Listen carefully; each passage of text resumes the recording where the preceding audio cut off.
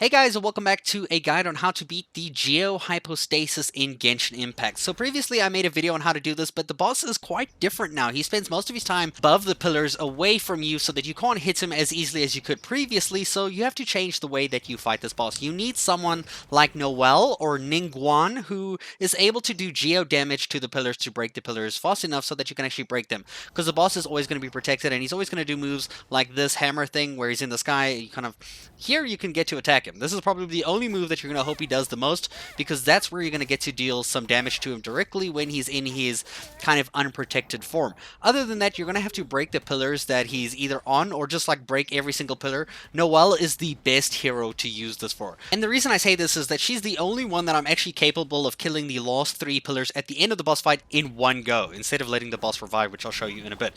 So your main goal is to kind of just kill all the pillars around the whole arena. Just beat all the pillars down. Just watch what the boss is doing. Sometimes it's a nice tactic to kind of hide behind the pillar and watch what the boss is doing, like in the distance, to stay safe. But there are certain things that you need to be aware of to dodge, like this, when you have this circle thing around you, and as soon as it lights up, you need to do a dodge to kind of dodge the thing that is going to shoot at you. You can use Ningguang as well instead of Noelle if you don't have Noelle for some reason, but you're going to really want to use Noelle preferably, because Ning Ning is got a problem with kind of aiming at the pillars, because she sometimes just aims at the boss instead. It is nice that you can stand so far and shoot at the pillars, and when you get to this point here, you just see the thing's going to shoot at you. You can even stand behind a pillar and let it shoot its own pillar for itself. It's a nice way to play.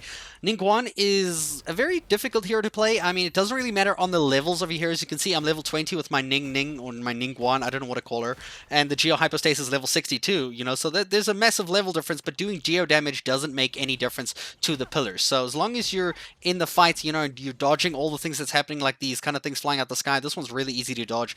Ningguang is great to kind of attack from far here if you want to take the fight nice and slow.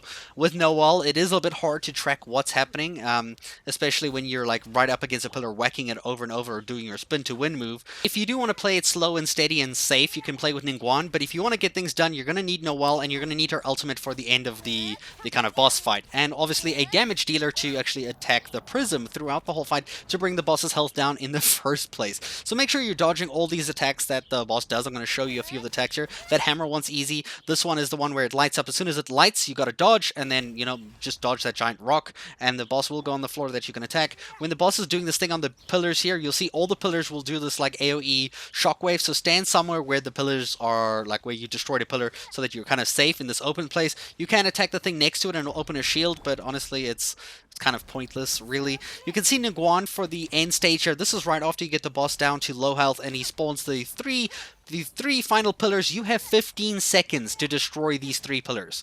I was not able to do it with Ningguang using her E ability and her Q ability. Like, I had both available. I couldn't even kill the second pillar. So you really want to use someone like Noelle, because all these pillars respawn right after that, and the boss has like about 30% health again. So you want to really use Noelle, because you pop her E, her shield, and her Q, her big sword, just as the pillars appear, and you just have to sprint between each one here, and you do the full combo ending with that smackdowns here. So just left click, left click, left click, and left click, and you should be alright, and you should be able to destroy the pillars just like that. And that's how you defeat the Geo Hypostasis in Genshin Impact. I hope you guys enjoyed. If you do have any more questions, let me know in the comments below. I do reply to every single one, and I'll see you guys in a future video. Thank you so much for watching.